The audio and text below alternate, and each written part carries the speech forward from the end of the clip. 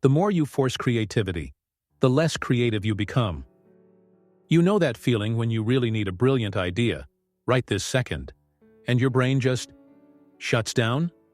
You stare at an empty page, scribble 1,000 half-baked thoughts, but nothing quite clicks. The more you push, the more stuck you get. Welcome back to Paradox Stories, where we dive into life's hidden contradictions to unlock smarter, calmer ways of living. In our last episode, we explored how chasing comfort can ironically make life more uncomfortable. Today we tackle the more you force creativity, the less creative you become. Stick around, because by the end of this video, you'll see why pressuring yourself to be inventive can clamp down on your imagination. And more importantly, you'll pick up some surprisingly simple tactics to unleash genuine creativity. Whether you're an artist, a business person, or just someone trying to solve everyday problems, this paradox can shift your whole approach. Let's face it, we live in a world that rewards originality. From trending TikTok videos to marketing campaigns, everyone seems to demand fresh ideas on demand. But ironically, the pressure to be brilliant can become your worst enemy. That's the paradox. The more we push ourselves to be creative, the more we stifle the free-flowing thinking we actually need. How does that even make sense? Well, keep watching. I've got a story about a writer named Kara that might sound all too familiar. Kara was an aspiring author who landed her first freelance gig, a dream come true. She'd pitched a short fantasy novel to a small publisher, got the contract, and felt on top of the world. The catch? She had 90 days to finish the manuscript. At first, she was thrilled. She set her alarm for 5 a.m. each day, vowing to grind out a chapter every morning before work. The initial rush of excitement fueled her. Scenes flowed easily. Her characters felt real. But as the weeks rolled on, Kara started hitting creative walls. Suddenly, the story that once poured out turned stubbornly silent in her mind. Each time she opened her laptop, she'd sit there, heart pounding, muttering, "I must write something perfect today." No excuses. But the more she demanded brilliance on cue, the more blank her mind became. She'd type a sentence, hate it, delete it. Type another, hate that one too, delete it again. Instead of imagining new plot twists, she obsessed over how the publisher would react to every single word. Feeling desperate, Kara tried extreme measures. She posted sticky notes everywhere with motivational quotes, forced daily writing sprints, even set timers to track her creative productivity. But the harder she forced it, the more she dreaded her writing sessions.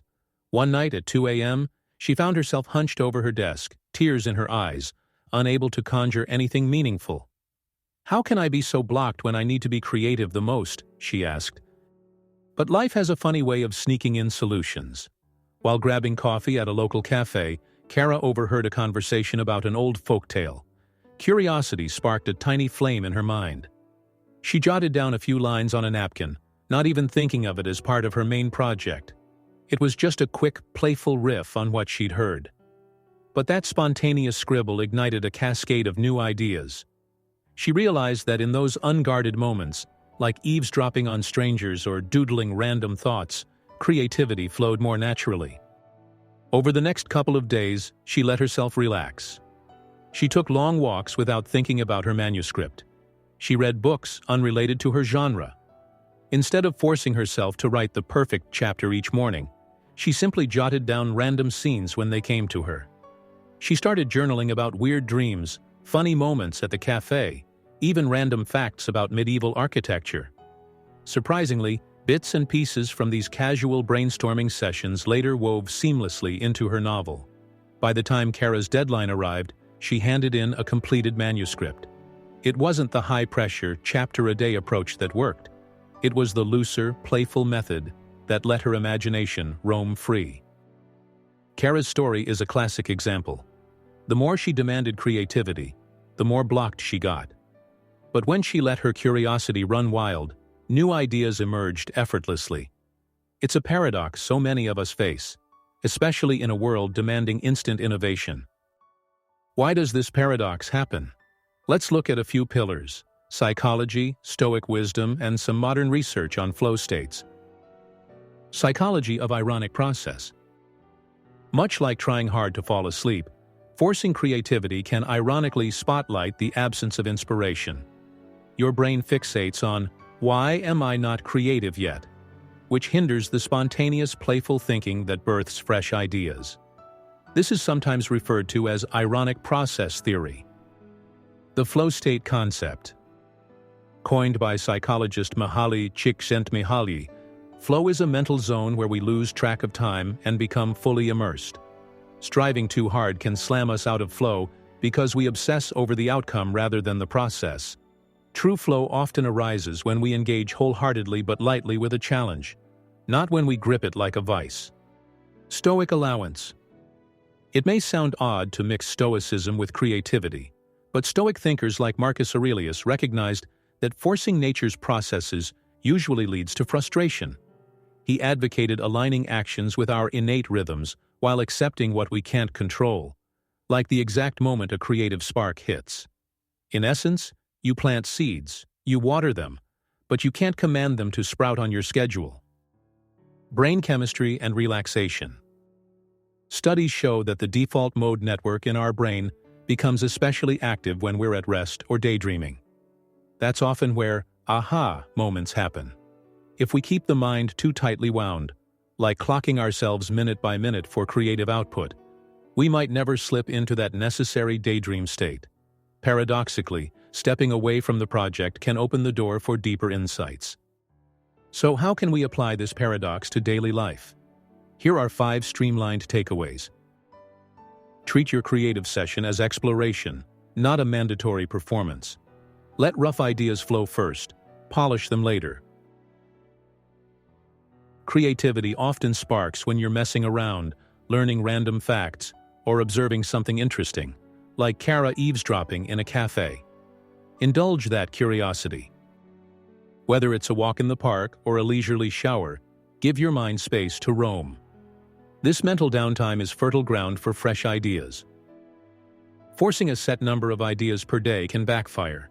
Quality often emerges from a playful process, not rigid metrics.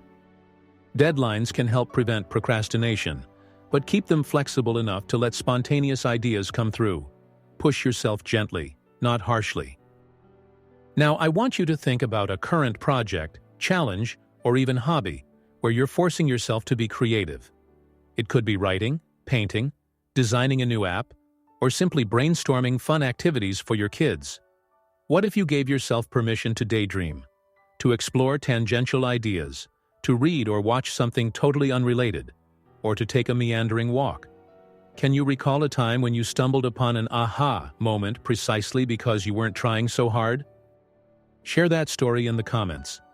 I'll be pinning the most inspiring examples, and I'd love to hear how backing off the gas pedal sparked your best ideas yet. We learn from each other's breakthroughs, so don't be shy. Thanks for joining me on this journey through the more you force creativity, the less creative you become. If you found this helpful, or if you know someone banging their head against the creative wall, please share this video. Don't forget to like, subscribe, and ring the notification bell. We have a whole library of paradoxes, like why chasing happiness can leave you emptier, why seeking approval can push people away, and how clinging to comfort can ironically make life less comfortable. Our next episode continues the series with a paradox that might challenge your views on confidence. The more you show off, the less people respect you. You won't want to miss it. Until next time, remember, creativity thrives on gentle exploration, not brute force. Stay curious, give your mind space to wander, and I'll see you again in the next paradox.